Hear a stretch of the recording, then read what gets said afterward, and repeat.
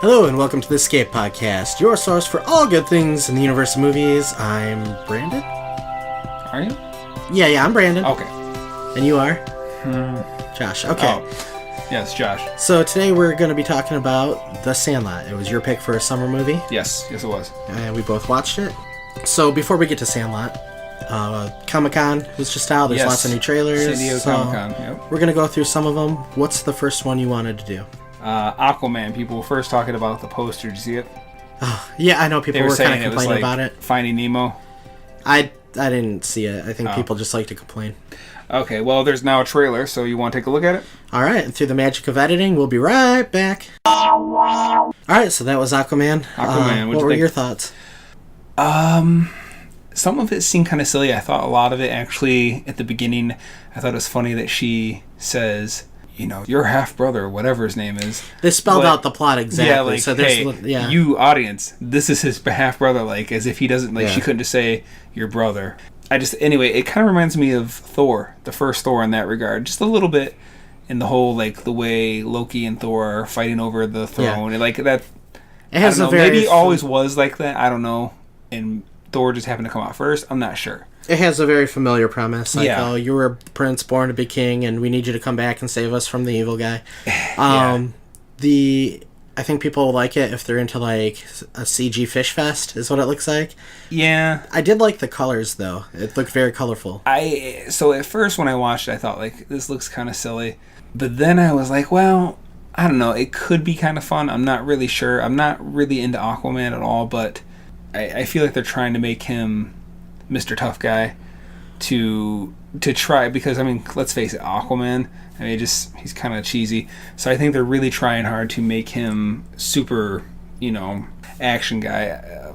I don't know. Well, I did finally watch Wonder Woman, and I liked it a lot more than I thought I would. I thought it was a lot better than I expected it to be.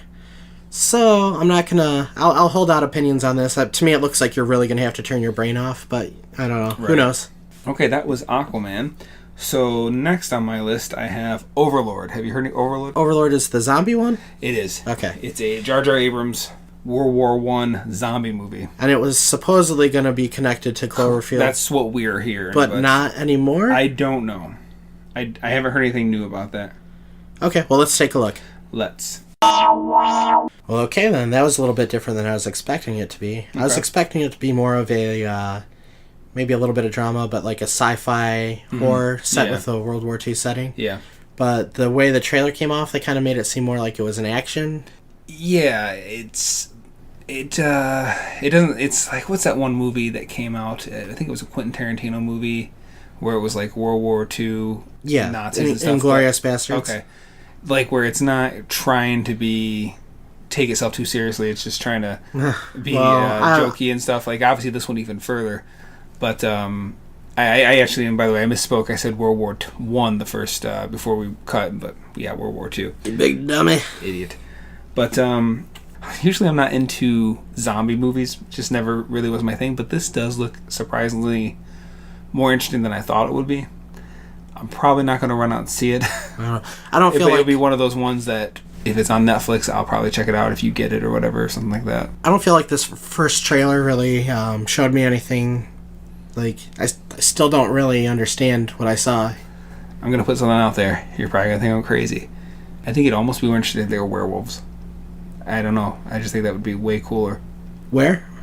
Yes. Wolves? Yes. Because everything's zombies. Like, zombies is almost like Marvel. It's very overdone. I think it would be cool to do something really unique. And you can have a lot of, like, transformation scenes and stuff. I don't know. I think that'd be kind of cool. Yeah. But you see werewolves in a World War II setting, and their zombies are definitely overdone. Okay. That might come up in October. Ooh. But we'll get into that later. Okay. Well, next, I guess we'll move on to Glass. All right. You ready? Yep. Okay. Okay, so that was Glass. I just recently rewatched Unbreakable, and I had forgotten how good that movie actually is. I'd only seen it twice now. I saw it once eons ago, and then I remember, you know, when it got into the whole thing, like, oh, they're like, you know, superheroes, like, that was really interesting when I saw it. We actually just rewatched it. It was on Netflix, I think, not too long ago, maybe a month or two back.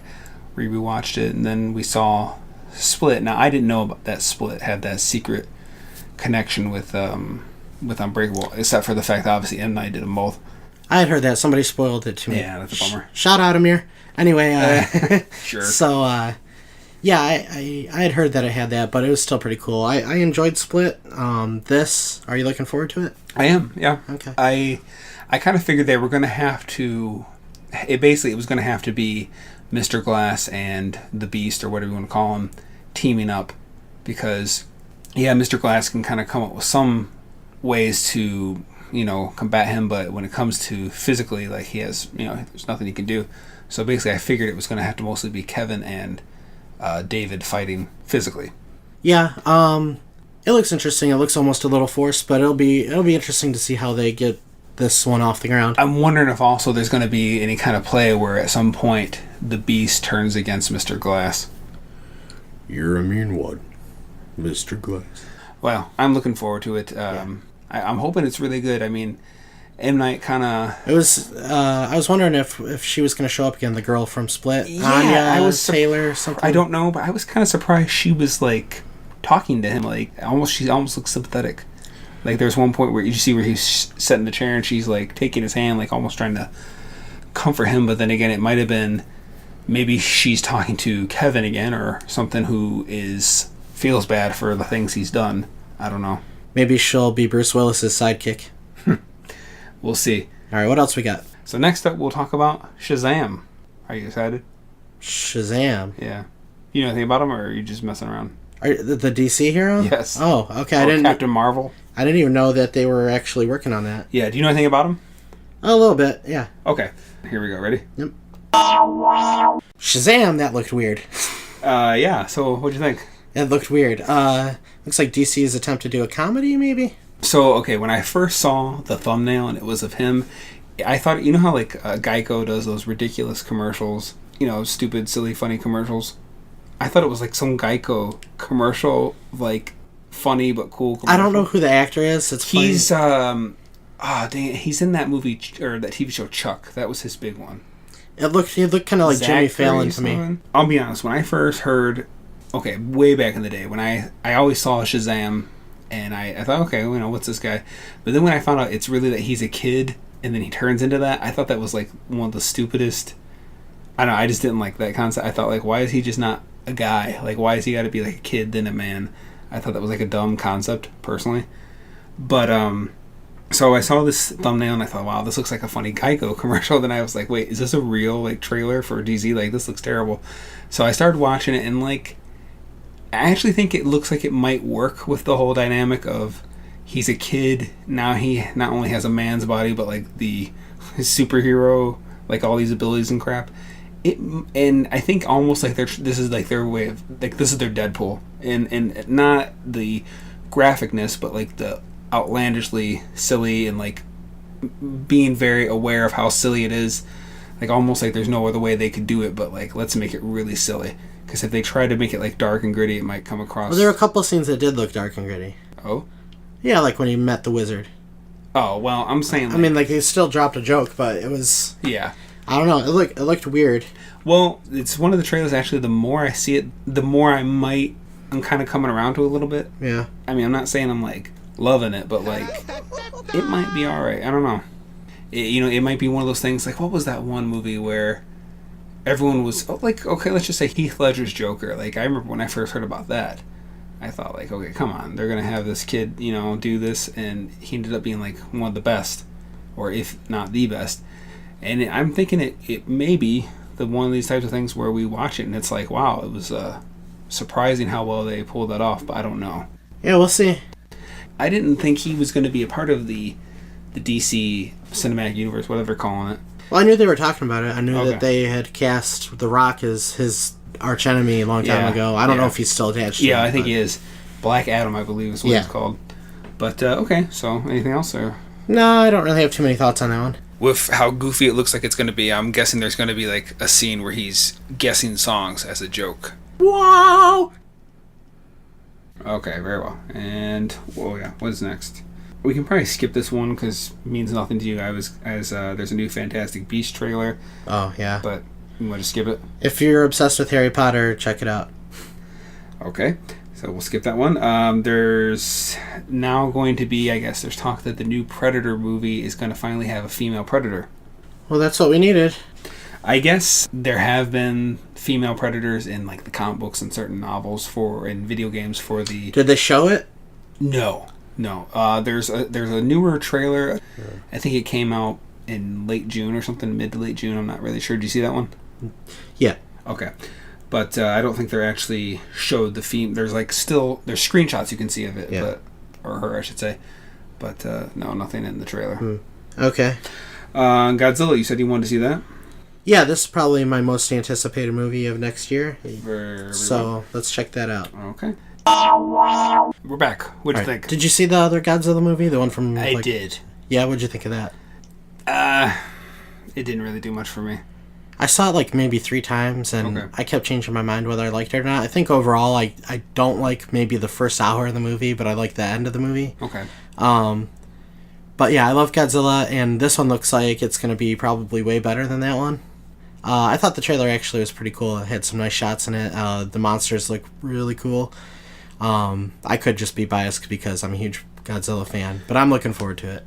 When I was a kid, I really liked King Kong and Godzilla because I just liked big monsters and dinosaurs and stuff like that. Although I always liked King Kong way more. In more recent years, I am really not a fan of Godzilla. And to me, I almost felt like, okay, they got, what's her name? I know her real name, or her... Millie Bobby Brown? Yes. Yes. They got her. It almost just seems like, well, let's get someone from that popular show in this movie. I don't know. It just seems like... I don't know. It's like, whenever like someone makes it big in something, they try to cast them in something else. Just, it felt like that to me. I found it funny that this woman's laying out this entire plan. Like somehow she knows that these Titans are coming to do all this. I don't know. I really didn't dig it. Like, it's kind of like Pacific Rim, the first one. I more just wanted to see the giant monsters. It might be the type of thing where I see it because I just want to see, if the giant monsters of this one look cool or not. But like, I don't know. It didn't really work for me. Didn't really do much for me. It's something I can definitely wait on. Okay, well, I'll let you know how it was. Very well. I'll be watching your video. Okay. Movie Film Presents. Check it out. Okay, so this is a little slightly different, not so much a trailer. Just thought I might want to make a mention. So this is the Dark Knight's 10th anniversary. Yeah. I just thought it might be kind of cool to just make a quick thing if you want to, or if you don't feel up to that. Oh, maybe we should do that one in depth at some point, but It's just kind of crazy to think that movie's 10 years old. Yeah.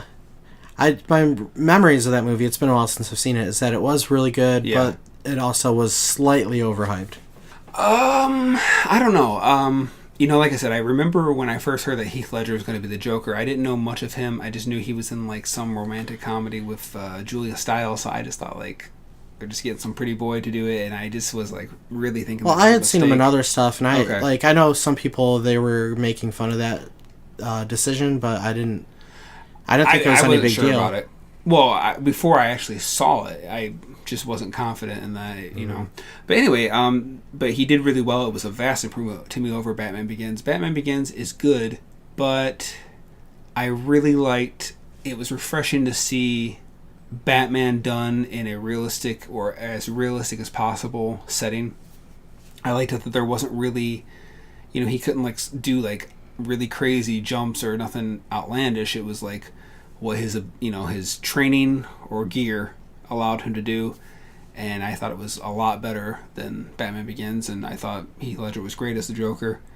I even thought that they did, Two-Face is a little, it doesn't look as good as it maybe did at the time, the actual face, but it doesn't look terrible. I still like it. And you learned how to make a pencil disappear. Yes. But yeah, it was funny how in that movie he was actually scary and funny. He could go from being scary 1 minute to funny. He was a very entertaining character. No, yeah, for sure. The Dark Knight Rises I thought was a terrible letdown after that. I definitely think that Batman trilogy peaked with this one. The Joker's always going to be crazy no matter who plays him, but I'm glad it seems like they've tried to avoid replicating what Heath Ledger did. Well, speaking of the Joker, my next point I want to talk about is apparently there is going to be a Joaquin Phoenix standalone Joker movie in 2019, but there's also going to be a Suicide Squad 2 that has Jared Leto's version of the Joker, and there's going to be a Jared Leto standalone Joker movie.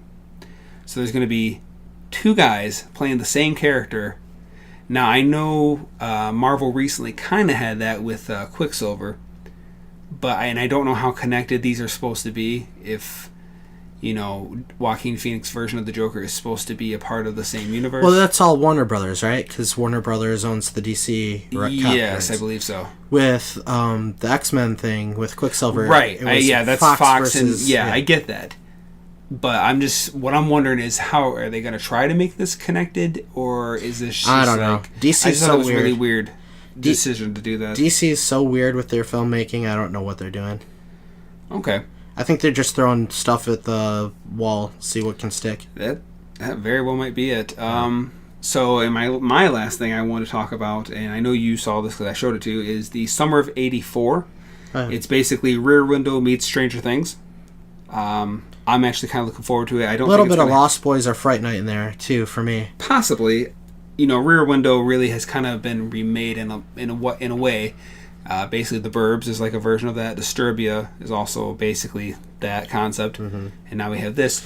But basically, it's in '84, and these four friends.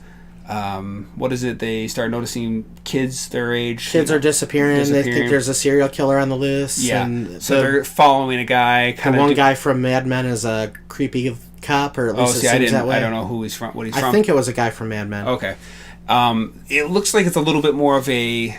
It's not like a mainstream movie, so it might be actually. I don't know if I'm going to be able to see this in theaters. I think it's like a select theatrical run and like only certain places, so I may not be able to see it till like later. Yeah, I'm interested in checking it out. But I am interested in checking it out. The name is what? Summer of '84? Summer of '84. Yeah. So yeah, YouTube that. I think it looks pretty good. Yeah. Takes place in, believe it or not, the 80s? Yes. 1984 to be exact. Four. So that's really all I had, unless you had something to add. Nope, I'm pretty good. Yeah. I know the Timeless helicopter flew its banner. I haven't heard yet how well that's done, but I don't know. Save Timeless. Save Timeless. Save Rufus. All right. Shall we? All right, so here we go with The Sandlot. It's a beloved classic by many people of our generation. Mm-hmm. Yeah. Shall I? Go for it. All right, so yes, episode 45, Brandon. 45. Hopefully it's the last one. I'm sorry. Okay, go ahead. Jerk. All right, so we got The Sandlot from 1993, which recently celebrated its 25th anniversary. It was directed, co-written, and narrated by David Mickey Evans and co-written by Robert Gunter. I hope I'm saying his name right.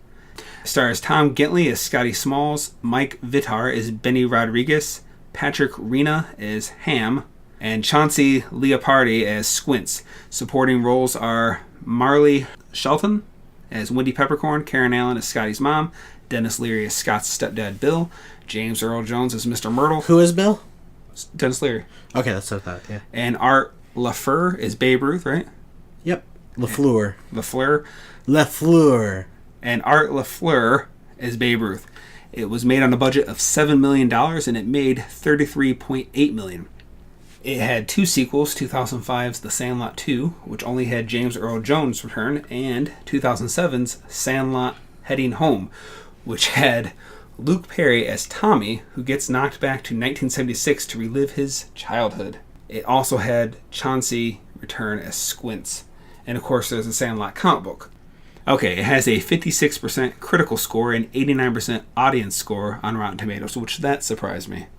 The 58 and an 80? 56 critic, 89 audience. The audience score doesn't surprise me. The critic score Yes. Yeah, no, I agree. I mean, I don't expect it to be 100, but 50-something. 56, yeah. Sounds a little low. So technically it's considered rotten.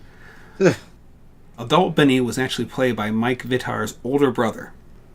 In order to establish the close bond between Smalls and Benny, the director had Tom and Mike meet and rehearse together weeks before the rest of the kids showed up. The picture Mr. Myrtle shows the boys of him and Babe Ruth was of Hall of Famer Jimmy Fox with Jones' head on it. The baseball card Babe Ruth asked if he can keep is of Hank Arnold, who would later go on to break Babe Ruth's all-time home run record. The vomit was made of split pea soup, baked beans, oatmeal, water, and they used paint guns to discharge it. The film was shot in 42 days. Dennis Lear is actually a Red Sox fan and hates the Yankees. PF Flyers were brought back for a limited time after this movie. Every scene with Wendy Peppercorn has a song by the Drifters playing in the background. 5 of the members of the Sandlot, including Art LaFleur, all had roles in various episodes of Boy Meets World. That's kind of funny. Brandon Adams and Mike Vitar also were in the second Mighty Ducks movie. Okay, yeah. The Vincent drugstore was later used in Halloween 4, The Return of Mike Myers from 1988. Thought you might like that one. The director, David Evans, made it very clear to Chauncey Squints to keep his tongue in his mouth when he had to kiss Wendy. Well, where's the fun in that? Yeah. Adult Benny wears a number 3 jersey, the same as Babe Ruth. The 2 brothers at the very beginning are actually wearing the same clothes. They're Timmy and Tommy Timmons? Yes. Like their mom dressed them identically. I thought their names were hilarious. Yeah. Who names their kid Tommy and Timmy when your last name is Timmons? Timmy Timmons? There's a weather guy, one of our local guys. His name is like Hank, or what is it? Like, it's something weird like that. Hank Hinky? Something like that. Art LaFleur played Babe Ruth in AJ's Time Travelers in 1995. And here's our Star Trek reference. Squint's grandfather, the policeman who says forever, played by Daniel Sakapa, who was in various episodes of Star Trek DS9 and Voyager. Really? Yes. Okay. Forever. Yes. Yeah. That was one of my favorite parts of the movie. Right. Yeah. Do you want to do like a synopsis or anything? You can. I don't want to. Sandlot is a ripoff of The Wonder Years and A Christmas Story, except it takes place in the summer and baseball. Go. All right, come on, we can do better than that. Well, that was one of the first things I noticed. Like, it's not a ripoff, but it starts off with that style with the narration. It's funny. I did write something in here about The Wonder Years somewhere. Do you remember the first time you saw this movie? You know, I know a lot of other people had seen it and raved on about it, and I had maybe seen it once after that. Okay. So for me, it was never as big. It's kind of like me with the Goonies, where I saw it later. Okay. Except I think I enjoy this more than I enjoyed the Goonies.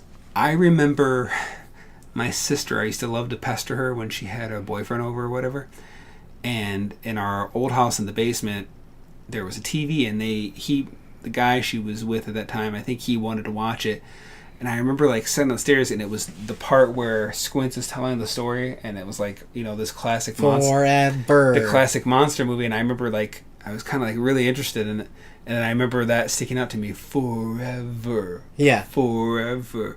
But yeah. But anyway, no, I didn't really see it though. The whole thing. I think my sister actually later bought it for me on VHS.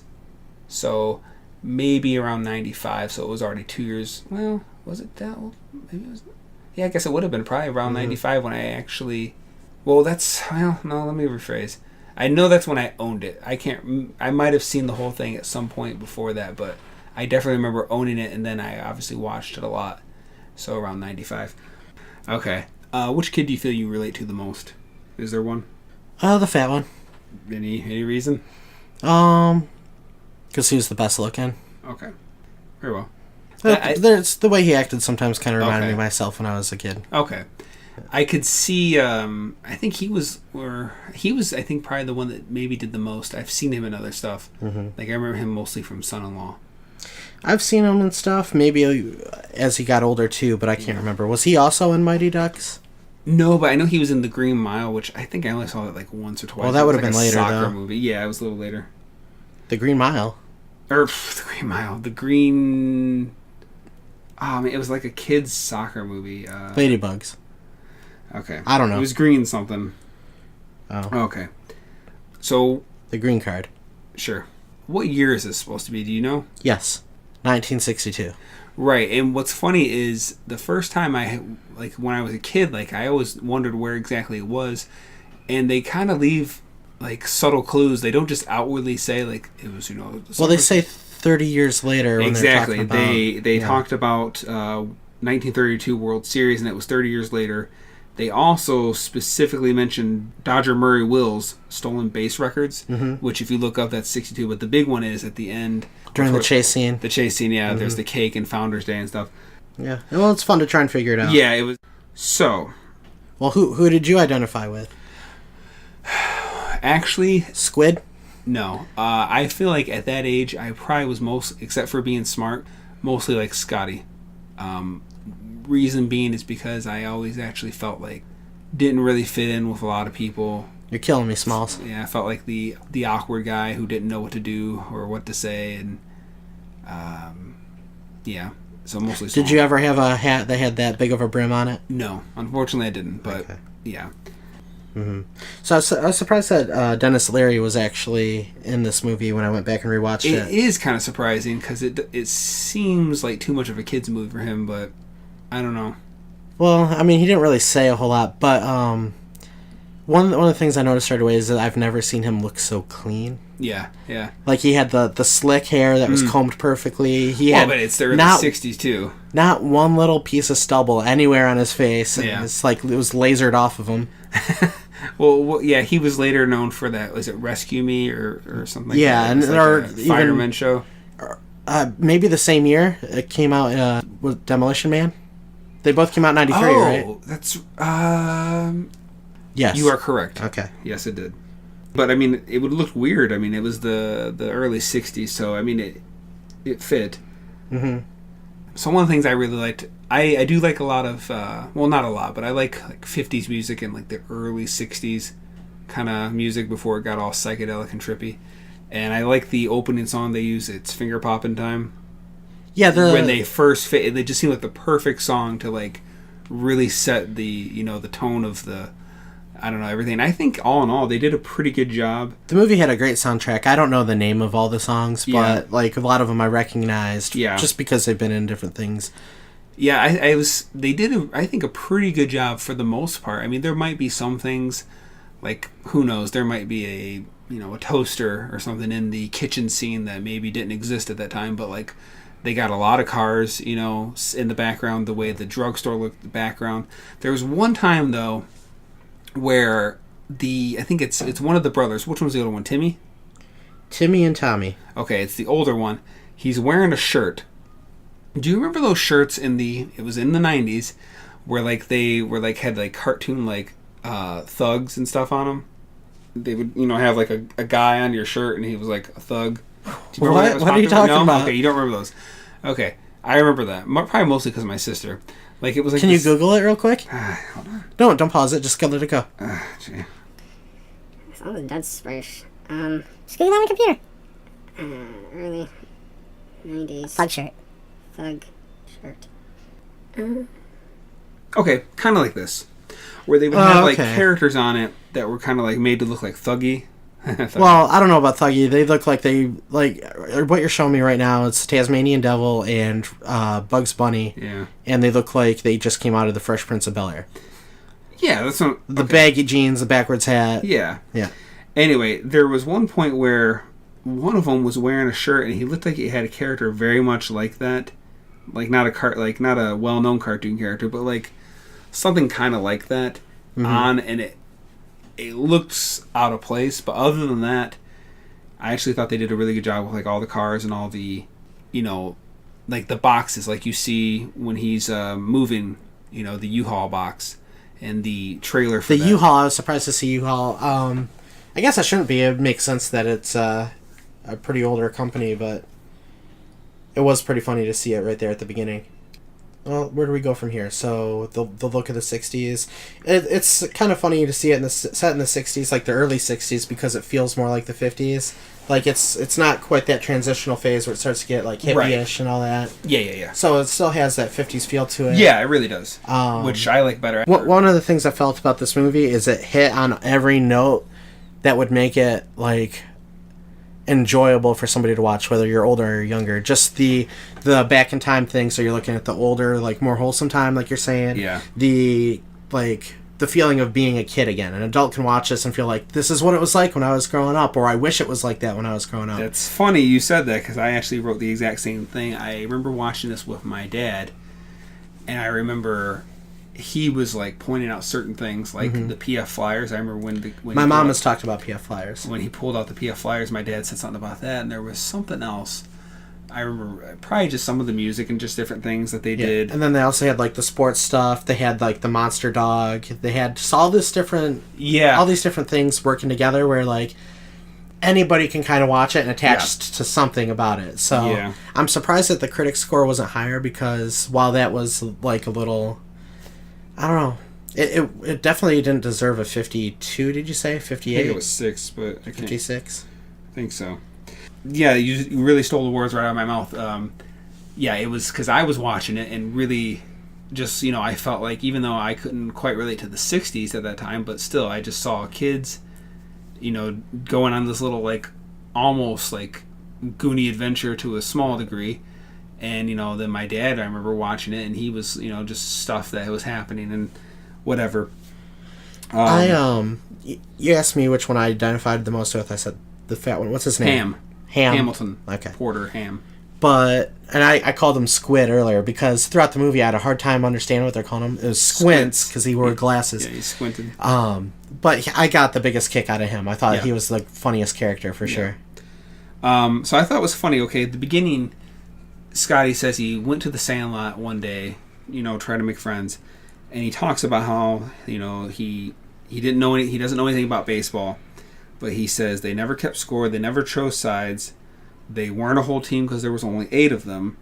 How they picked up where they left off. And I'm thinking, like, okay, granted, he's telling it from his older self, like, he's narrating, he's adult now, recounting on it, but, like, I got the impression he was saying he knew that stuff at that point. I was wondering, how did he know that stuff, since they made such a point that he didn't know anything about baseball? I don't know. Okay. I know what you're talking about. Yeah. But I remember him saying that, and I thought it was kind of funny. Like, it was funny when the other, like, the professional team showed up of kids that play baseball. Like, they had the uniforms. Yeah. They were obviously on a real richer team. Kids, yeah. And they couldn't score one run against the ragtag team. Is that what the final score was? I don't know what the final score was. But they just kind of, that was like they had their butts handed to them. Yeah. So one of the few complaints I can make about the movie, in fact, I wish they would almost remove it, is I hate when Scotty's first there and the baseballs come in, they're like, watch out, and it's ooh, that little sound effect. Yeah. I thought, like, that just kind of made it silly, like, stupid. Like, and they did it twice, and especially the second time, it really kind of ruined the moment, because that's when Benny says, just stick your glove in the air, I'll take care of the rest. Like, and they added this little more epic music to it, but they still had that sound effect. That sound effect, I did notice it, and I felt it, like, it was kind of weird. Yeah, it kind of cheapened it a little bit for me. Did you, I'm assuming you did you play with, like, Legos or Connects, Steel Tech, anything like that? Not really. No? I think I played the most, like, anything like that, I played with Lincoln Logs. Okay. I was a real big Lego kid, and do you know what Connects are? Yeah. Okay. And then we had something that was similar to the Erector set. It was called Steel Tech. And that one, it was, the one I had was of this, like, dinosaur thing, and it actually had, like, a little motor. Mm-hmm. And if you got it together, he would actually walk. But I never got it together. I was just wondering if you played with anything like that. Do you still have it somewhere? I have the Legos and the Connects and the little, like, So box. You have the dinosaur and the motor and all that? No, not that was Steel Tech. But I thought it was funny. He had, like, a Mr. Wizard signed, autographed picture in his room. Did you see that?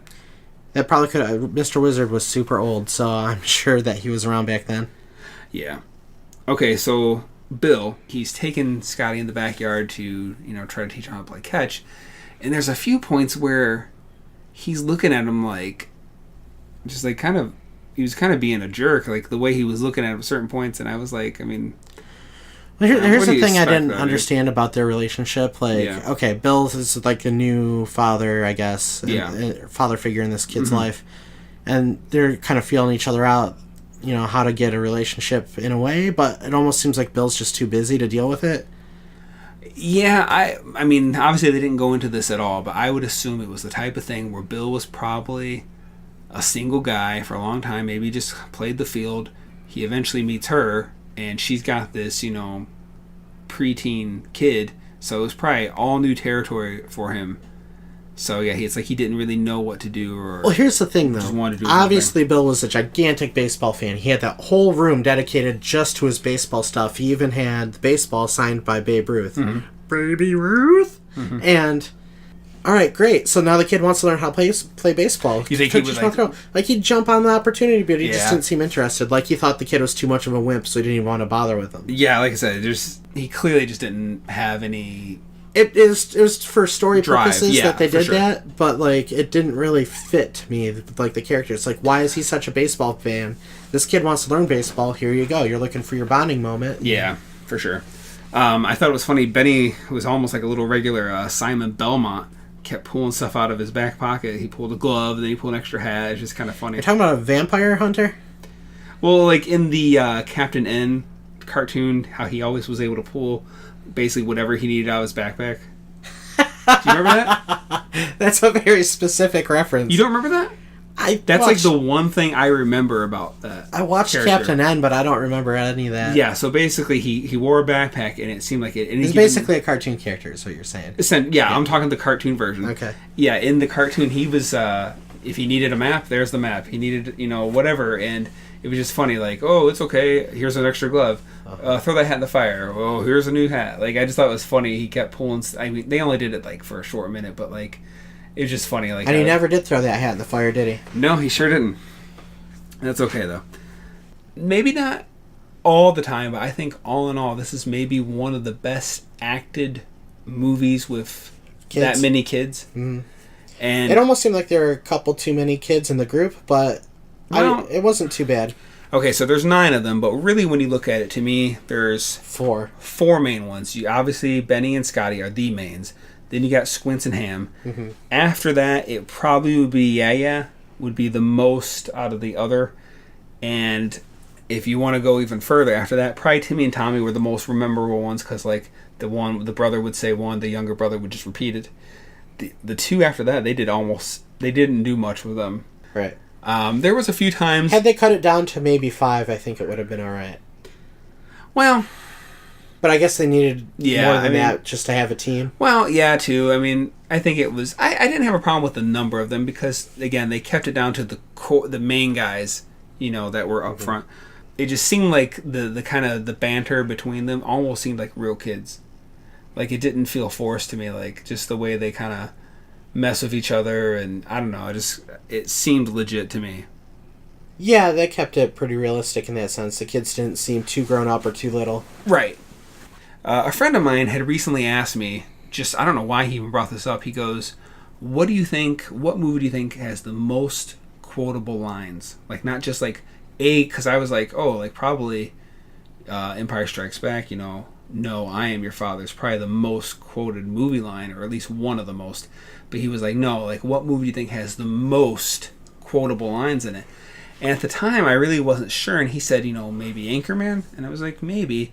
But then we watched, because Brittany and I watched this recently for 4th of July, and then I just obviously rewatched it again for this, but like I was like, wow, I forgot how many quotable lines. This might be one of the most quotable lines in it. Well, I mean, forever, and you're killing me, Smalls, and my clothes are going in style, they already are, and just there's like so many. The only one that seems like, to me, that I've heard a lot is You're Killing Me, Smalls. Really? Yeah. I've heard a lot. I mean, well, yeah, that's a big one for this movie.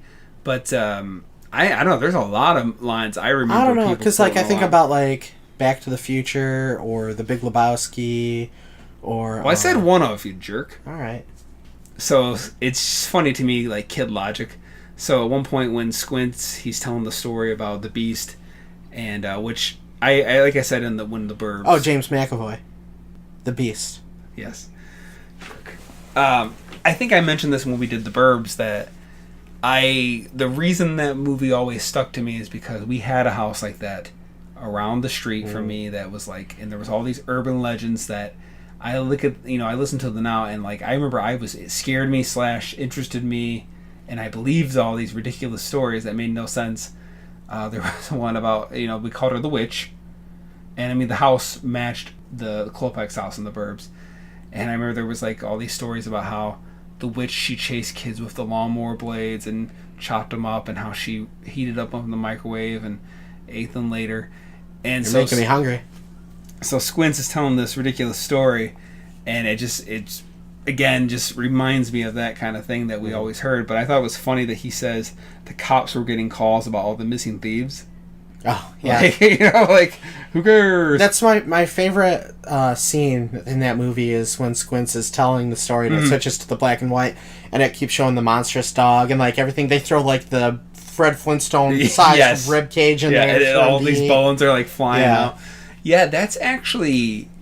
I actually have some pictures I'm going to put up on Facebook of the suit. Because they don't show it a whole lot, but... like in that form, you see like the head here or just the paws. The dog, before they finally reveal it and it's a real dog, they do a combination of like puppets and then people in suits and maybe like robots too. I'll show you the pictures of it. There was like a robotic head for, I think, the scene where he like does the Jaws thing and comes up and snatches the baseball, and I think it was just That's the scene that I always think of, like that's the image when I think of this movie, is Hercules popping up and snatching that ball out of there. Yeah, and then the scene where he was actually going under the house, I think that was just a big, like almost like a mascot head piece. Like I don't think it really did. Well, he became a mascot. Yeah. This is one of the few movies, or the only one at least I know of right offhand. This is a really dumb point, but I'll bring it up anyway. So one of the only movies I know of where someone says "pop" as referring to soda. Where did this take place? Did they say? This would be California. It was the San Fernando Valley. Okay, it was filmed in Utah though. Oh, was it? Yes. I remember seeing mountains in the background, so I was trying to figure out exactly. And it was Ham who said it. It's when they were going to play, and it was super hot, and he's like, "These pops aren't working, Benny." And then someone's like, "Yeah, it's 100 and something degrees. You can't play baseball." And they go to the pool. If you're from California and you're listening to us, let us know. Do you say pop, soda, Coke, what? Yeah. Bubbler? Yeah. So, speaking of which, they go to the pool. Squints does his little thing. I was thinking how well it worked out for him that Wendy was the one that ended up doing the CPR. Like, wouldn't it have been funny if like one of the male lifeguards decided to do it? The person I was watching that with, I made the joke. It's a good thing that she did it instead of the dude. That's another classic. Yeah, because I could see if it was like, "Oh, I'm good." Yeah. That's another classic scene from this. That's very memorable. Was the mouth to mouth scene. I remember my dad laughing when he all of a sudden just breaks from his, the death's door and just... Is that another one of his kid stories that he had? No. My dad's never told me stories like that, but, yeah.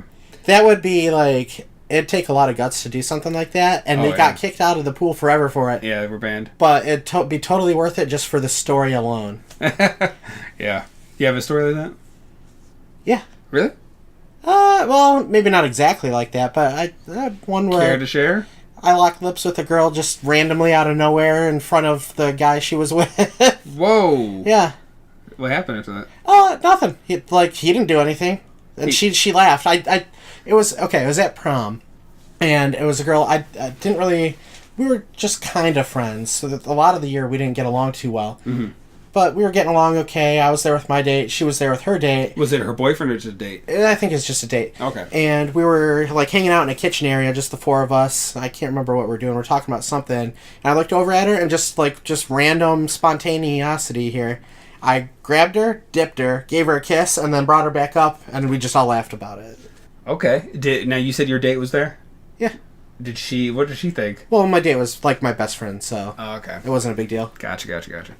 So, this is a little bit of a stretch, but I'm going to go ahead and say this. We were talking before when we did Caddyshack that it's a lot of just random scenes, like this thing happens and that thing happens. And I was saying how that reminds me a lot of Hughes movies, at least, especially Ferris Bueller and Uncle Buck too, and as well this one The Great too? Outdoors. Well, there's a point where I feel like it's almost like Uncle Steve is telling you the story, like, oh, this is the time we got kicked out of the pool. This is the time he knocked the guts out of a baseball. This is the time when, the treehouse story. And then it's like a lot of it is just a little bit. And then finally, once he gets the Babe Ruth baseball lost, then it kind of seems it goes into its main story of them trying to get the ball back from the Beast. But a lot of it was, the fireworks scene, and it was just a lot of like, oh, then there's this and then there's this. Did you not feel that way, or did you not see what I'm saying? No, it reminded me mostly of Wonder Years and well, I'm not. Christmas well, yeah, Story. it has that vibe too. But I'm saying just the fact that it's not like a solid, like, most movies will have the whole, the plot. I wouldn't say remind me of John Hughes, because it's more like teenage angst type of stuff. A lot of Hughes movies are. It kind of reminded me of It, in a way, like just going back and kids reliving their summer. Right, I'm not, but that could be with any setting. They could really do that with any type of characters. Again, the Great Outdoors did it. I mean, there's the part where he's going skiing on the thing. Then there's the bear story scene. I just watched Heavyweights. It kind of reminded me of that. It did kind of remind me of Mighty Ducks. Yeah. I mean, I think you're mostly thinking about the fact that it's a kid cast, but I'm saying no matter what the cast is, because again, they did it with all those other movies. Just the fact that it's like stepping stones. It's like this thing, then this thing, then this thing, then finally the main story. Kind of like in Caddyshack. It seems like it was a lot of those types of bits. Okay, yeah, I can see that. And then finally it gets to like the main competition where the young guy and kind of just scene after scene to build. Exactly. Yeah. To just stuff happening, and then finally even when they get challenged by the cool guys, And it never went anywhere. Yeah. Yeah. Which, speaking of that, if I may, I love when the way they did it, they cued in that music and then like they all start walking. I like that low angle shot where you see like just the way they positioned, had like certain guys stop in certain places, so you see like this layering of them. I thought that was pretty cool. Like the guys roll up on their bikes and they're pretty much, I think, in a straight line, roughly. But then the Sandlot crew, when they come in, they're like kind of staggered. But it's just kind of cool. You see I don't know. I just like that shot. There's nothing to it, but I thought it was a cool shot. Yeah, it's a cool shot. I also like the trash talk back and forth. Yes, yeah. How it didn't get too dirty, but it's still like they were making a big deal out of everything that they said. There's a lot of things, actually, certain shots, just angles or things they chose to do. Like, for instance, during the 4th of July, so, they said how Benny, is taking it super serious. But all the other kids are looking at the fireworks. So they show he hits a home run. Well, actually, I don't know if it's a home run, but basically nobody was bothering to go get the ball to try to tag him out. So they show, like, all the kids are looking up at it. And while that's happening, you see Benny, like, it would be like one shot would be like where he's running right by that particular kid. Then they would show a shot of another kid. You see him run past that kid. Then you might see a kid more in the outfield. He's looking up, but you see Benny in the distance. And then the whole segment of watching these kids all look up at that, you see Benny in the various, stages of, running the base. I just thought it was a cool thing to have him run by every shot. So like you appreciate the attention to detail. Yeah, but it was like almost like, and maybe this is me reading too much into it, but it was almost like the metaphor of he's going places. Like he has I don't know, like he was, like the whole thing where they said he was destined for something bigger. Not to say like their lives are meaningless, but just like that was his life. That's what he bled and dreamt. Baseball, and like he was all about it. I just thought that was a cool shot. Sure, yeah, that's cool. I didn't pick up on that, but it's cool. Maybe when we're done, I'll re-cue this scene just to show you. I can picture it, but I just like I didn't really notice it. I was too busy just kind of laughing at the funny parts, I think. So the scene where they're on the tilt-a-whirl, whatever it was called, and they had done the chewing tobacco. This is the first movie I recall where they showed throw up, like actually showed it. Most every movie I had seen before that, like, yeah, someone might get sick, but they always managed to find something, or just the fact they turn away from the camera. I remember being kind of shocked and laughing at it. They actually showed the throw up. You want to hear my tobacco story? Oh, sure. I have a couple, but here's one that I thought of when I saw that scene. So as soon as they got the tobacco out, I'm like, those kids are going to feel sick. Right? Yeah. So I tried it. I gave it a shot. I was like, let me see what it's all about. Did it make you feel cool? It made me feel something, and I'll get to that. So, I can't remember. Okay, with my roommate. So I was with my roommate, but this is before we were roommates. He did it, and he's like, "You want to try it?" And I was like, "All right." And every now and then, back in the day, I would try a cigar out. Have a cigar, puff on it. Yeah. So I had both with me, he gave me the tobacco. I think it may have been a pouch. I can't remember exactly what. So I put a little bit in, just to see what it was like. And at first it's kind of neat. Like, it gives you a buzz. It's so weird. But it does, it like tastes gross and you gotta spit it. It's just really nasty. And then it's terrible for you too. I'm never going to do it again. But we also had the cigar, so he dared me to do the cigar while I had the chewing tobacco in my mouth. And we're like, it's middle of the night at a playground, right? And I'm sitting on the swings. So I'm sitting there smoking that while I have the chewing tobacco in, and at first it wasn't too bad, but within a few minutes, I felt like I should probably have gone to the hospital or something. I broke out. I got super cold. I was sweating like crazy. I had all the energy drained completely out of me. Really? I was crawling to his truck, and he was just sitting there laughing at me. Which is funny because the kids say, it gives you tons of energy. Oh, no, it did the opposite. It was the worst. The other tobacco store I had is when I accidentally put tobacco juice in my mouth because of being at John's. Oh, yeah. I think I heard about that. Oh, what'd you do? Did you throw up? All right, so, he has a spit bottle there. Yeah. It's a Mountain Dew bottle. I'm drinking Mountain Dew. Oh. So our other friend Johnny is there. Yeah. And I can't remember what we were all doing, but Johnny goes upstairs for a cigarette break. Yeah. So he's outside on the porch. We are down in the basement. Out of my peripheral, I see the Mountain Dew bottle. Yeah. I grab it, put it to my lips. Right as it's about to go into my mouth, John looks over and almost like in slow motion... Yeah. But it's too late. Right into my mouth. It was the most disgusting thing ever. Did you throw up? I set it right. I put it down real quick, ran into his laundry room, spit everywhere, started rinsing my mouth out. John is dying on the couch, laughing so hard. I'm laughing too. We were laughing so hard that from the outside porch, Johnny could hear us laughing in the basement. Wow.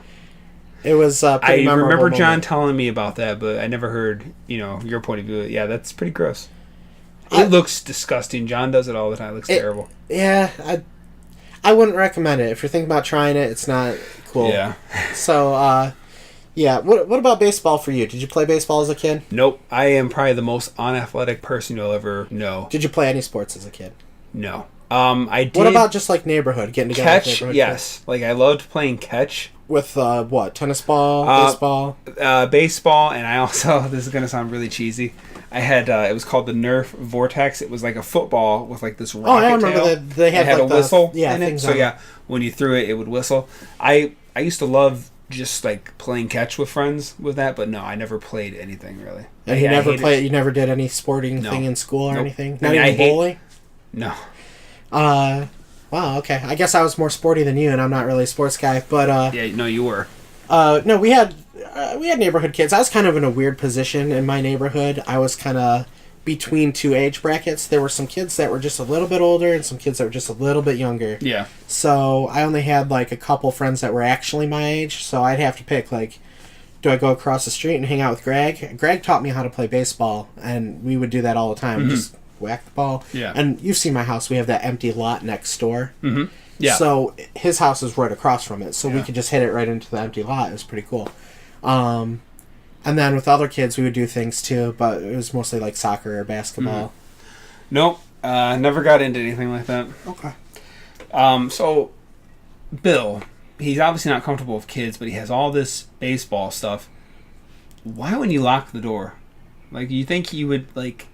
If I had anything like that, I'd lock the door. Like, I never got the impression that he thought the kid was going to steal or break anything. Well, no, not steal, which is funny, what he did. But just that he didn't act... Because remember when he came to put the decoy ball in there that Benny had signed, even, his mom was like, he doesn't like you in here. All right, so, I have 3 nitpicks about the movie. I already did the one about their relationship. Okay. The other one is the decoy ball. Why did they put an E at the end of Babe Ruth? All these kids idolize Babe Ruth. They all know who he is, but they spelled his name R-U-T-H-E. I don't know. Did they ever say anything? I didn't notice that they added an E. Yeah, it was Babe Ruth with an E. Like Ruthie? Yeah. No, if anybody's going to know how to spell his name, it'd be that group of kids. Right. No, I feel you. That's a valid point. I don't know. And then they never brought it up later. I'm like, well, maybe they did it as a way because, like, then maybe Dennis Leary will come home and see that it has E on it. Like, what the heck happened to my ball? But then right, yeah, to be a plot point, yeah. I mean, besides all that, maybe it's something that got cut. I don't know. I never thought about that. I like how they do the almost like the classic horror movie thing of show the beast little by little, like just little bit by bit, into the final, like. I mean, obviously the full reveal is different anyway, but like it reminds me of like almost like a classic horror movie, like showing the monster little by little, kind of building up that. They very much made the dog a monster, yeah. Yeah, I thought it was cool. It was like almost like an old 50s monster movie or something. Mm-hmm. There's to me, I thought there was surprisingly a lot more stunts in the movie than you would think. Like with hopping over the fence and falling out of the treehouse. Yeah, falling out of the treehouse was the big one because like the two of the kids like jump like up and over and land on their back, and just a few other things. The person I was watching it with, she pointed out, why didn't they just unplug the vacuums? Just to have it explode. I mean, really, I know it's just to have it explode. Yeah, but exactly. It's kind of funny that they didn't do that. The only thing they said is they're shorting out. And I mean, well, it's kind of like once the vacuum explodes, Timmy or which one if he was, he's like, oh, an airborne attack would be better, but they just did an airborne attack. It almost seems like they should have had that scene. Maybe they didn't know which order they were going to show them. Yeah, that's a good possibility. So at one point, they're showing the ball and it's like all drooled on and it's dirty and it's chewed up, and I was thinking like, man, even if they get this ball back at this point, it was pretty gross. He's still going to be pretty mad. Like I almost that thing would have been worth so much money nowadays too. Oh, dude, I can't even imagine. Yeah, when it comes to dogs, you have a miniature Schnauzer, right? I believe that's what she is. Yeah. So they're pretty tame. They're not like real wild dogs. They don't shed a lot and they don't drool all over the place. Mm. I don't care too much for drooly dogs. I know they can be real friendly, but I don't want to feel like I have to take a shower after being near your dog. I love the progression of the plans, the ideas they have. Like, it seems like all their plans would have taken multiple days because there's so much preparation. But it all seemed like it happened within a matter of hours. Yeah. So they finally get to meet Mr. Myrtle. It's James Earl Jones, which, by the way, it's funny to have him in such a little rinky-dink kind of movie like this, but I think it really was. It's nice to have him there. Like, it just makes it. He makes that character feel more Vader-ish. No, shut up. I don't know. There's just it brings it because you just had this extreme ridiculous stuff going on with the beast, because like there's a lot of going back and forth between silliness and just kind of like a story, like a standard story, and like I don't really feel like they went too far one way or the other, which I like, but it was a nice way to bring it back in again. Yeah, this is the perfect way to wrap up that whole thing up by just having this basically sweet old man be like, hey, I'll be your friends, kids, Right, which I was thinking, man, like the trust he put to have these kids, he's blind, to have these kids come in there, he points out all the great stuff he's got over there, and they could be robbing him blind. Like, that's just, I mean, I know it's just a story. Well, assuming he really was blind. Okay. Well, it was the 60s. Yeah, so here's a question. There was no crime in the 60s. Yes, you're right. Do you think it was a mistake? I never thought about this until recently. I'm not saying it is. Do you think it was a mistake because they showed real pictures of Babe Ruth, but then they have an actor portray him? And then when you get to Mr. Myrtle, then they show James Earl Jones' face on a body with, I thought it was all fine. Like, I've seen that kind of stuff so many times where, like, I accept it as it is. Okay, very well, very well. So, I actually kind of found it a little sad this time. I think I just finally hit the age where I was old enough to maybe understand it or have had enough experience in it now. When Scotty is talking about, it's like toward the end, and they're showing the kids play baseball, and as the ball goes to each kid, he tells you what happened to them as they vanish. Yeah, and it actually kind of seemed a little sad. And then, like, he says how basically he was the last one to leave, but the Sandlot was still there. And I'm thinking, like, okay, so he was like a later addition to this crew. He sees all the disappear, and I was thinking, like, at some point he's standing in this empty Sandlot, and all his friends are gone. And it's just like, it kind of seems sad. Like, there's been groups of friends that I've I mean, man, like the kid across the street I used to hang out with, and like, you know, Dave and I used to be really close. John and I used to be really close. Then, you know, when I got older, there was this group of friends. We used to hang out like every Friday, Saturday. There was like about 6, 7, 8, 9 of us, and you know, like, and I'm not blaming any person. You know, just people you grow people up. Get busy. And things you get married. happen, You have kids. Move. Jobs, just different things. Yeah. It's just sometimes it seems a little sad. You know, even now sometimes. Well, when you think back to being a kid, you think about hanging out with your friends. Sure. Now it's like, yeah, you might see your friends sometimes, but everybody's living their lives now. Everybody's kind of moved on. Yeah. It never hit me quite the like that until this time. Yeah, it was a nice sentimental little ending to the. Yeah, and like I said, that's one of the things I liked about it is they didn't go too far one way or the other. So I asked you which character you related to, but I think you'll have a different answer for this one. Who's your favorite character? It'd be the kid with Squints, yeah. Yeah, I agree. He's probably the funniest one and has Ham. He has his own little arc where the rest of them don't really. That's a good point. Well, yeah. So really, it's Scotty, Benny, and then Squints. Because he ended up marrying that chick. Yeah, Wendy Peppercorn. Yeah. Had and 9 kids and owning a drugstore together. Yeah, it's definitely outside of really Scotty and Benny. It's a toss-up between Ham and Squints. Yeah, but I guess the other one that would have an arc would have been Benny. But Benny, even though he was kind of like the main guy of that group, it didn't seem like the story really focused on him as much. I felt like it was mostly... Well, obviously it's Scotty's story. Right. And everything revolves around him, obviously. Yeah. And Benny's the second. And then he's supposed to be the second. He didn't feel that way to me, though. No? Okay. I think definitely Ham and Squints were the funniest, too. Yeah. Again, leaning more like towards when he was Squints. doing the catcher, when he was the catcher and he's talking trash to the other team. And yeah, there's a lot of funny moments in this movie. Sure. I was surprised by how much we were laughing at it, honestly. Okay. Yeah. So the only thing I have left is final thoughts, so I'll let you say your things you wanted to say. Okay, so I had the 3 nitpicks. The one was the ball. The one was the relationship. The other one would have been actually the scene where they're the whole time that they're trying to get the ball back from the dog. I just felt like it went on a little too long and dragged.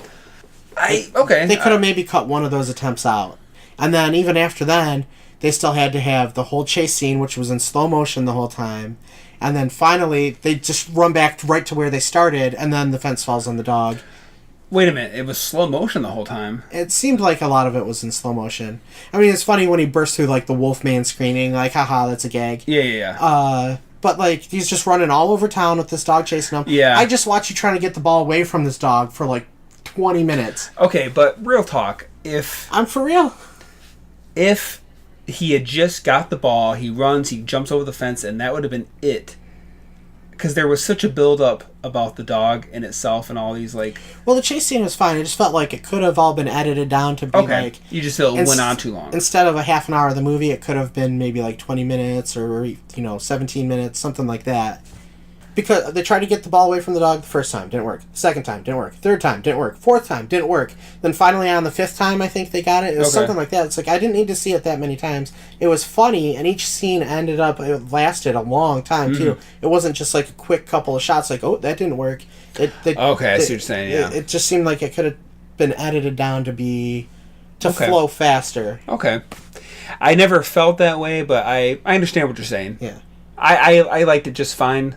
Like I said, really the biggest thing I complain about is, and I can see what you're saying, I never noticed the E at the end of Ruth for his decoy ball. I mean, they're just nitpicks. They aren't huge things. I think, like I said, the thing I don't like is that... My 2 biggest problems would have been the length of those final scenes, and then also the relationship between the kid and the stepdad.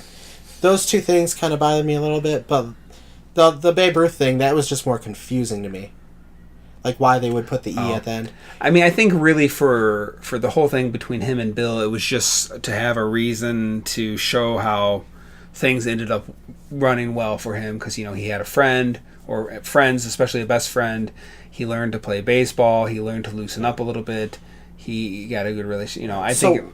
We picked these as our summer movies. Yes. I did Caddyshack because I thought it looks like it takes place during the summer. It has all the kids working Sure. at the golf club, and it's sunny outdoor type of atmosphere. You picked this one. It obviously feels like summer. They never show the kids in school.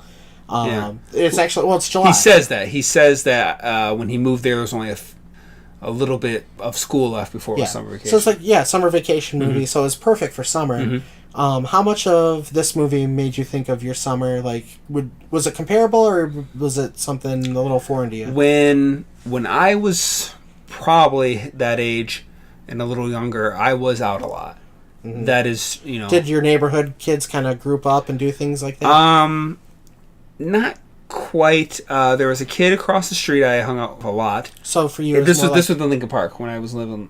Okay, so for you, it's like more one-on-one experiences, not as much. At that time, when I moved to Brownstown, it was actually a brand new subdivision. So there was like a lot of houses that were like where the no drywall, you could just walk between the walls, and this kid that lived around the street, his name was Joey. We used to and there's nothing to really explore, but it was just fun. We used to go and into all these houses, and we basically probably at one point had been in every house in that subdivision before, because some of the houses weren't even sold yet. They were. So you're talking about before anybody lived in them. Anyone lived in? Yeah, you could. You weren't breaking into people's houses. No, we weren't breaking in. They were just and there was also this wooded area around. Now it's basically just about all gone, but we used to also go exploring these woods around the subdivision, and just I don't know. I was always at that time, especially, man, I was just had this yearning to adventure, and I know it wasn't really anything, but in my little kid brain, it felt like I was doing something more, or just anything seemed exciting. So you would have been more related to the Goonies, or it's just oh, dude, I loved the idea of exploring something that hadn't been seen in a really long time, even though obviously there's nothing really like that around here, but just anything that even felt somewhat like that. Okay. I was always outdoors when I was a kid. So you want to give your thoughts on the movie then? Sure. So, okay, like I said, I think they did a great job balancing between the adult and kid humor without going too far one way or the other. Or maybe at the most a step over, but they draw it right back. It felt like a good balance to me. With the silliness and how far-fetched it was in places, but then they would just bring it back in for some realism. And I thought it was cool because for a kid, I remember at first I remember when they finally showed the dog and it's just a regular dog, I was kind of I don't know, but not quite. It was wait, what? It's a little dog. It's just this little, it's still a big dog, but nothing compared to how they showed it. But it reminds me of how a kid saw things. I remember when I was a kid, things seemed huge. Everything seemed grander or just more amazing, and then sometimes you look at it when you're adult, you see it for really what it is. And there's been stuff like that where you look back at stuff and it's just oh, and I thought that was just kind of interesting. It speaks to me more a little now, that was when you finally saw it for what it really is, and all that stuff is just dumb kid stuff. I love the music, both the actual soundtrack and the score, if you will. As I said already, the kids felt legit. They didn't seem like it was overacting too much. Maybe a few parts where some of them just seemed a little but all in all, I felt they did a really good job with that. I have, the memory of watching it with my dad, and where I was enjoying it for this little adventure. He was remembering songs and looking at certain cars and the PF flyers, and just how we were both able to enjoy it in different ways. So give it an F+. And it's one of those movies that, again, now that I'm getting older, even though it's not my timeline, because I was a obviously late 80s and 90s kid, I can. There's a lot of stuff, it's things. It's things change, but yet things are always the same in a way. It's repeating just a different style, and I'm able to kind of look and appreciate it. Even though James Earl Jones' part was small, I thought it was great to have such a well-known actor to really make that character memorable, and I don't know, it added a great weight to it, and made it seem special. Well, if you build it, they will come. I thought it was great that when when he's older again, you cut back, you bookend it with him being older, and he's got the decoy ball, the chewed up Babe Ruth ball, and the 1927 Yankees autograph ball. I thought that was kind of cool, which again just kind of showed that Bill and him got even closer, that he gave him, especially the main one, the 27 Yankees one. Yeah, at the beginning, by the end of the movie, Bill didn't feel like giving the kid black eyes anymore. Yeah. Did you feel like he almost did that on purpose? No, I didn't think that. I think he threw it hard at him and at his face on purpose. Wow, that's dark. But and then just him looking at he has a moment with Benny, and then he looks at the picture, and there's been so many times like that where I have a digital frame over there, or sometimes I'll just look at pictures and it just kind of, it takes you back, and it just, like I said, sometimes it makes me sad now to just the people that have come and gone, and just like things that there's times that they were fun times, but then you realize once they're gone, just like, wow, that was I miss those days, I miss those people, I miss those experiences. And it's like there's great things about growing up. I have a wife, I have a son, and it's really exciting. I'm looking forward to like the things I'm going to be able to share with him, like I can't wait to watch like Indiana Jones with him, and Back to the Future, and the Star Treks, and the Star Wars, and Goonies, and all these movies that it's like I want to be able to kind of relive it through him. Like I hope that he has that kind of adventurer heart, that like it's exciting to go on these things, and I'm looking forward to that. And so what I'm getting at is, for all the things I'm looking forward to, it's still, there's sometimes I look back and it's just a little sad to the people that have kind of come and gone. Just life happens, but I'm mostly excited for for what I have happening in the future. So what score would you give it? It's funny, I was thinking about it, what I was going to give it, and I knew it was definitely going to be an A something. And I was thinking actually maybe an A minus. But it's like I almost feel like the more I'm even thinking about it right now, I'm thinking like it's not a perfect movie, but it's what the thoughts that... Well, there's no such thing as a perfect movie, so... Okay, granted, yes. But you know what I mean? So, okay, let me put it this way. There are better movies, of course. But I think this movie did a great job, at least for me, making me, cherish the things of the past. And, just, I don't know, I think I'll go with an A. I'll go with a solid A. You don't want to slap the plus on there? It's like I'm torn right between it. Do it. Man, Do it. It's like I'm trying to make sure, though, I don't go too much on my personal, the things that makes me think, and just try to look at it as a movie. You know what I mean? Like, because I think I'm kind of putting my own memories on this movie to carry it. I think I'm just going to stick with an A. Okay, I liked the movie. I had those few things that I had problems with. I mentioned them already. Right. We were laughing throughout the whole movie. There's a lot of fun stuff in it. It's good for an adult. It's good for a kid. Mm-hmm. It's family friendly. Some of the stuff, like you're saying, can remind you of your own childhood, or maybe stories your parents have told you. Right. So that's all kind of neat. It wasn't as a classic for me as it is for a lot of people our age, because I didn't see it right away when it came out. But I'll give it a B. Okay. Yeah, I love, too, I think it works well with movies when they can set them back, a few decades from when it was really built, because it kind of makes it a little more timeless, if you will. So it kind of holds up a little better to me. Whereas, like, let's just say, okay, this movie came out in 93, say it was set in 93, it probably would have seemed more dated. It holds up, but I don't think that it will ever not. Yeah. So I mean, the dog. I mean, the fake dog, the Beast, looks a little ridiculous. I like it that way, though. I think it's nice, especially in the black and white scenes. Yeah. And I remember even when in the color scenes, like when he's snatching the ball, it looks like a polar bear paw. It doesn't even look like a dog. Yeah. Yeah. But I think that's all hilarious. It was two guys in a suit. It made me wonder, because you brought this up during Clifford. Are those exaggerations just for the movie to be funny, or is the narrator embellishing things as he goes? and we're seeing his embellishments. Okay.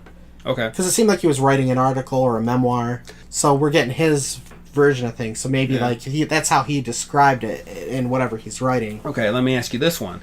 So, the narrator, which again happens to be the director and co-writer, he's telling you, and he has a certain voice, obviously, but when you get to the part in the future when adult Scotty speaks about, it's a different voice. So, again, they probably weren't thinking about this at all, but I'm wondering, is the Scotty that we're hearing tell the story even further in the future? Is he basically already past that point, and he's, still retelling his story, whoever he's telling it to? I think when they showed him and it was supposed to be the present, that it was the present. Yeah. Is that what you're talking about? Yeah. It's a different voice, obviously, because it's a different actor. So I'm wondering, is the guy that we've been hearing this whole time even further in the future, and he's still telling the story?